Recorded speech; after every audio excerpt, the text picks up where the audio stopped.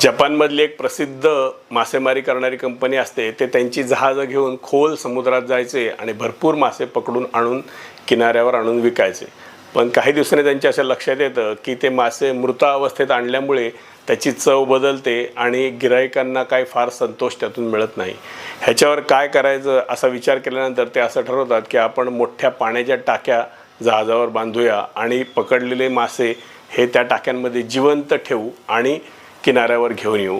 तसं काही दिवस ते करतात. सुरुवातीला थोडीशी माशांची चव चांगली राहते. परत लोकांकडून त्याच तक्रारी लागतात की मासे काही छान वाटत नाहीत, चवीला चांगले. परत ते ब्रेनस्टॉर्मिंग करतात. तेव्हा त्यांच्या असं लक्षात येतं की पाण्याच्या टाक्यांमध्ये मासे सोडल्यानंतर त्यांना कुठलाच धोका राहत नाही. त्यामुळे ते डल होऊन जातात आणि त्यामुळे त्यांची चव बदलते.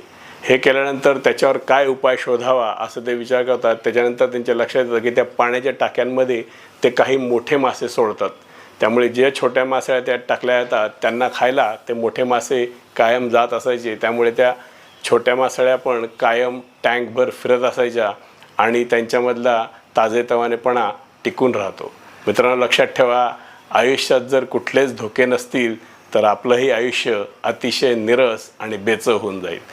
असे छान विचार ऐकण्यासाठी आपला चॅनल सबस्क्राईब करा. याचं नाव आहे अड्डा आनंदाचा.